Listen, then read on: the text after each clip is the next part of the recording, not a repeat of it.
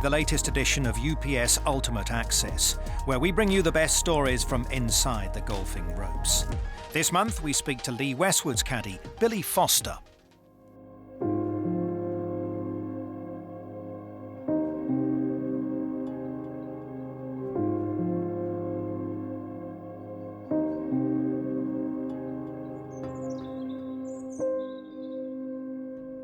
Many people wouldn't have heard of Yorkshire until they probably watched the Tour de France. And it was a great advert for Yorkshire. It's pure countryside, it's pure heaven.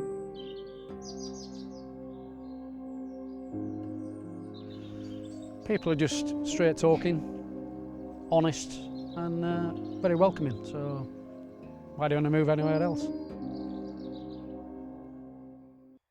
Yeah, how it all started, 1981, there was a European Tour event here at my home club, Bingley, and I just came along as a junior because there was no money in the game and players didn't have caddies. There were maybe 20 regular caddies. So as a junior, I got a job with Matt Slanner from Sweden, caddied 1981, 82, 83.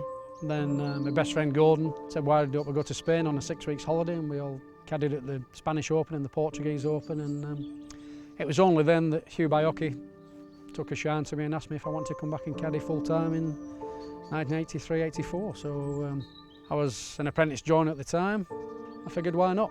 And here we are, 34 years later, still doing the same old stuff. Yeah, it's been a great life.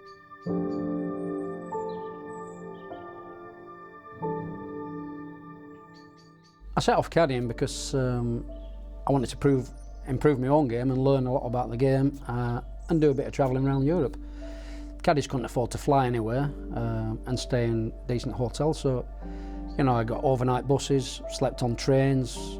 You could buy a pass for a month, which gave you free trains in Europe for a month. It was probably £150. And you'd sleep on trains and get to the tournament, sleep in tents. I slept in a bush one night and you stayed in the most horrendous motel rooms that, if rats walked in, they'd scream and walk out, and it was a tough existence. I caddied for Hugh Ballesteros for 2.5 years, and when Hughie didn't play and he went back to South Africa, I moved on to a golfer called Gordon Brown Jr. and won a couple of tournaments fairly quickly with him, which qualified him for the 1987 Ryder Cup at Muirfield Village. So it was a great experience, and did 2 Ryder Cups with Gordon, and had five good years with him.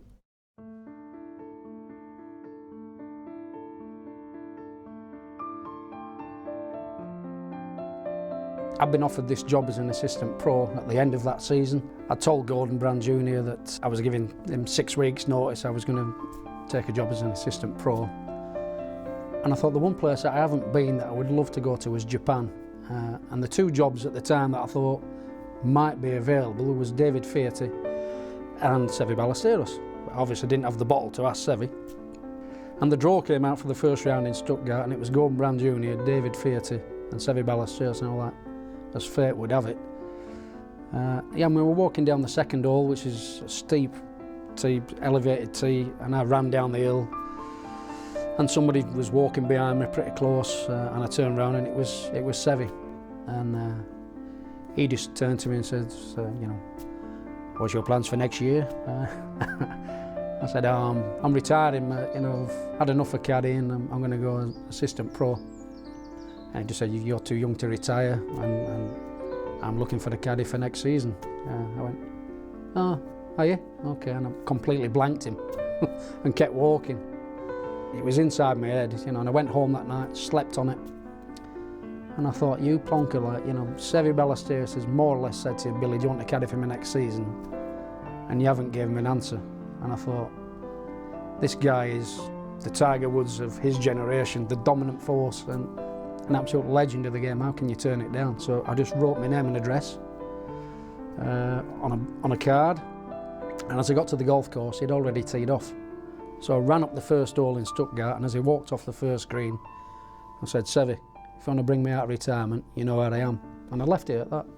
Vale, gracias, Dios. Buena suerte, eh? And off he went.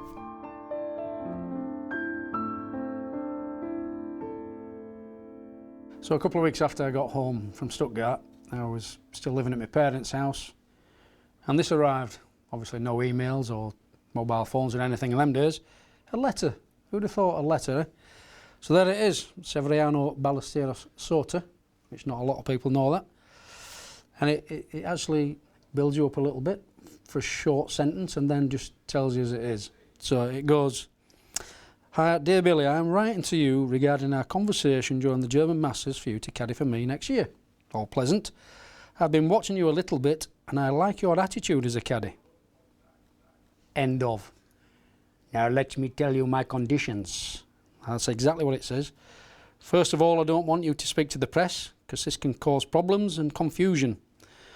Secondly, I am a perfectionist and demand a lot from others like I do from myself. You have to be aware on the course that the player is always right and there should be no arguments. If there is a problem, it's always good to talk after the round. Happy Christmas, see you next year. Regards, the Grand Seigneur." Things just flowed. If you wanted a man with your life on the line to haul a putt for you in the most difficult situation, Seve would be your man, you know, so all he had to do was keep it on the straight and narrow, and the rest of it, you know, his wedge play, his short game and his putting, just he'd win. If you're going to progress as a caddy, you have to throw yourself into difficult situations and take a job that's going to progress you. And I'd like to think the 5 years with Seve that I had, it elevated me. You know, I've gone on another 20 years caddying for top players because of the experience I gained through him, the course management, watching him, the fighting spirit, and I learned a lot of him, and it was a lot of special times, and I could never thank him enough.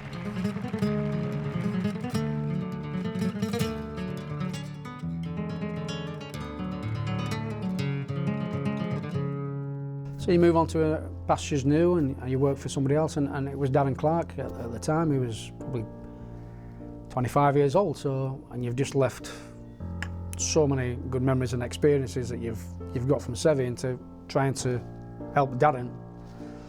And I always remember the first few days with Darren, I was trying to teach him how to play bunker shots, and it was like, right, give me that lob wedge.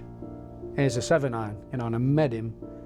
You got to stand a lot wider and get a lot lower to the ground and shallow it out, and he started learning to play 7-irons out of a bunker and getting it up quickly, and he was like, he couldn't get his head around it, but he really appreciated it, and it took his short game to a different level, you know. But you learn silly little things like that. But on the golf course, Darren was very much probably the most demanding guy I'd ever caddied for, because he wanted me to do everything apart from hit the shot. He had so much trust in me as such that, you know, I'd have to tell him how to chip, tell him which club to chip with, tell him where to land it. It's going to break 6 foot. I was like, land it here, it'll break this way, and then use a 9-iron, not a 7-iron. It was unbelievable, like, you know. But I'd learnt that. That's what I'd learnt off Seve, even though I don't play much golf myself. It's ingrained in me forever. You still see the shot. That all came from watching 5 years of a genius. I mean, you go through a lot of great times in your career on the tour. There's lots of ups and downs, and, you know, scale the heights at the top and loved it. And Lee Westwood was #1 in the world, #2 in the world, and I got injured when he was #2 in the world, playing the best golf of his career, finishing top 5 every week, challenging for every major, and numped it.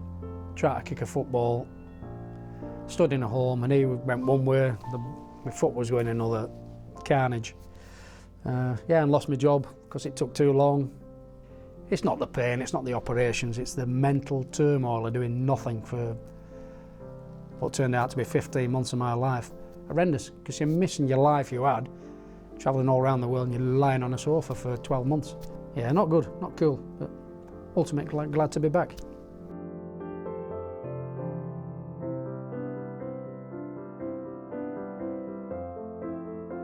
The claret jug, end of. You know, Ryder Cups, I've done as much as I can do, I think.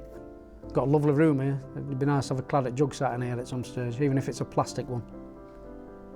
You know, being a good caddy is, you know, staying in control of your emotions and ultimately keeping your players' emotions under check, under the toughest circumstances.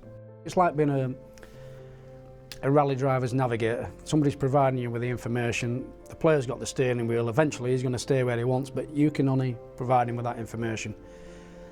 You obviously want the right information and somebody who's not going to wilt under pressure. You want somebody to get the player by the lead, you know, like a dog, you know, and just pull the reins on him a bit and slow his thought process down under the ultimate pressure, because that's when you start rushing, making mistakes.